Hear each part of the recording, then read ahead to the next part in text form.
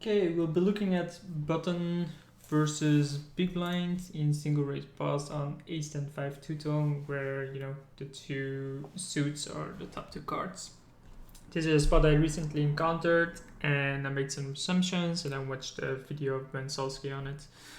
And most of my assumptions were right, but I was wrong in some sense. Mainly that I considered this a spot where the main strategy would be to just c-bet 1/3 with range, but that a solver wouldn't mind also having a bigger bet size with some hands. But then when I looked into it, it apparently shows that button does have a decent checkback range, which I wouldn't guess here. I would bet a lot, but I think the main reason is if you look at button's range, like it has almost half of no-mate hands. Equity wise, you can still see we're ahead at the top, and then we keep that advantage in the middle range, and then at the bottom it just starts getting it. So you kind of have a range advantage, equity advantage over our entire range, which is why I would say bet this. If you look at the top pair plus, we have 27% of our range, which is actually pretty high, but big blind actually has a decent amount as well, 21%. If you now look at middle pair plus, you can see we have 42% and only has 34%. So yeah, we definitely have a decent advantage there. Draw wise, we should have a bit less than opponent, because the ace of hearts and the 10 of hearts blocks more draws from us than him, because he has more suited hands in general. And the same for 5x, lower pocket, he has more than us, which makes complete sense. We do have an advantage in aces and tens, but it's such a small. If you look at sets, it's only 1.75%.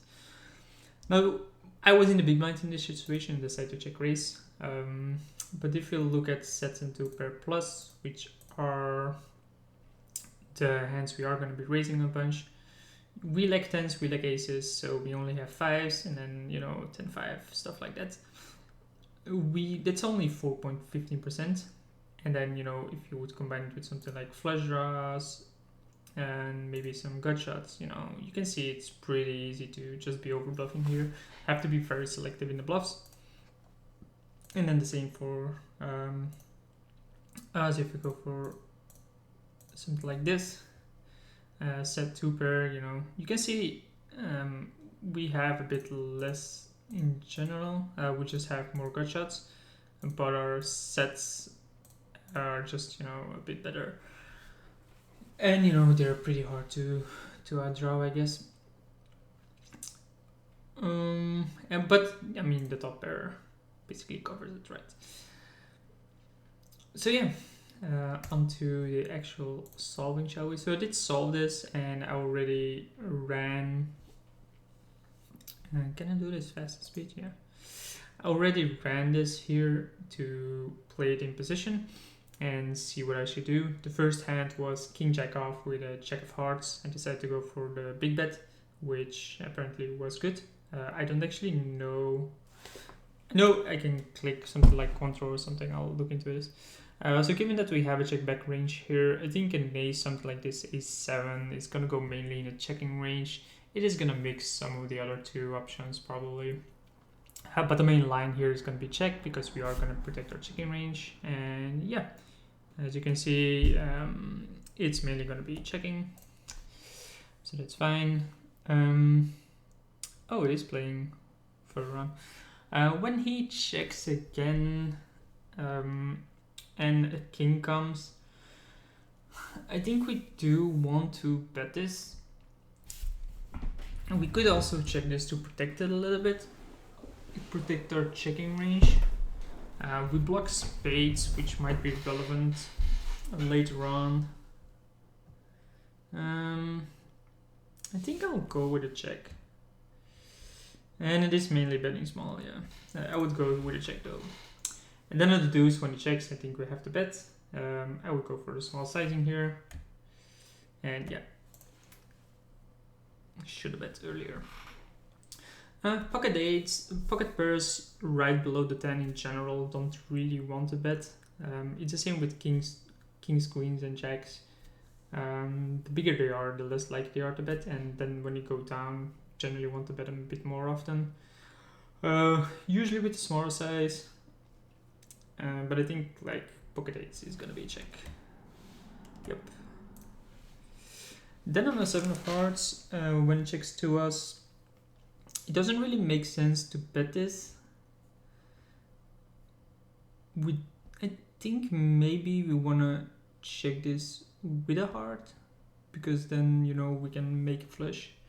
But still, our main reason to be betting this would be equity denial from like random overcards. So if you would be betting, we would be betting small here, but I think I would go for a check. Yep, seems fine. Then on a jack, when he checks, like I'm just checking behind, there's no reason to turn this into a bluff. And yeah, he won, but that's fine. Ace queen seems like a decent hand. It's gonna bet, and in general I think it's gonna bet the bigger size, so bet the big size. Yeah, so it does mix in some checks, which I don't think I'll ever do. Queen 10, I think we can go check or small bet here. I don't really think we want to go with a big bet with a 10x. So it's decision between a bet small and a check. Given that we block like some of his gut shots, but it is a better 10, and he wants to call 10s and 5s. I would go with a small bet with his hand, but I can see why it would mix in checks, but I'll go for a small bet. So yeah, definitely checking more often.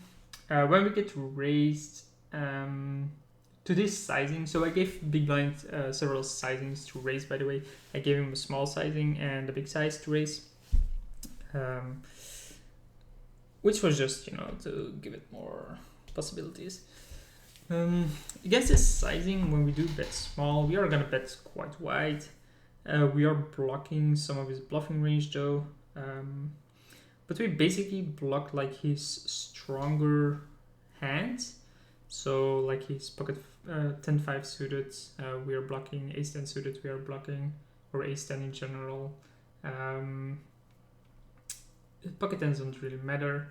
I doubt he ever has a 10 here, but we basically only block one combo of value while we are blocking a decent amount of bluffs.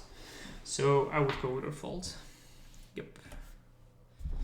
Oh, good raises, but seems very small. King Jack with no heart. I still prefer doing this in the big bets. It could go in a checking range, given that it does have some equity. It actually can go 3 ways. I think playing this all 3 lines is fine. I'm not sure if you would want a heart more to check or to bet. In general, when you have a heart, I want to bet bigger because you have more backdoor equity. Is he ever gonna fold a better hand on one street? Obviously not, but maybe on multiple streets. We do have overcards, so I would go with the big bets. It prefers checking. I guess it does like its showdown value here. I said I would go with the big bet, so I'll do it.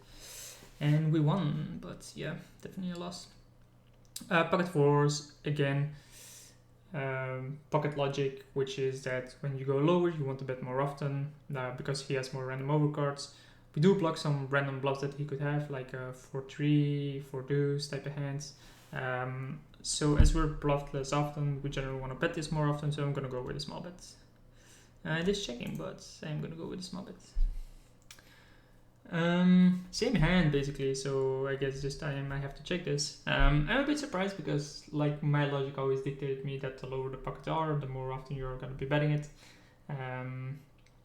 But I guess the solver likes checking it, so let's do that, shall we? On a 7, when we're bet into, then this becomes hard. We block some of his bluffs. I guess 4-6 suited is something we're blocking now. We don't really block hearts, which is something we would want. So yeah, this has to be a fold. Yeah. King Jack, same hand, so mainly checking apparently. And then on the second ace, when he checks to us, there's still no need to turn this into bluff, so we're still be checking, yep. And then on 9 again, we have showdown value, as marginal as it is. He has a bunch of hands, he's just gonna give up. Is he gonna call us with worse? Very unlikely, so just check for showdown. Okay, so this was just an example video, and I'll be continuing this without recording.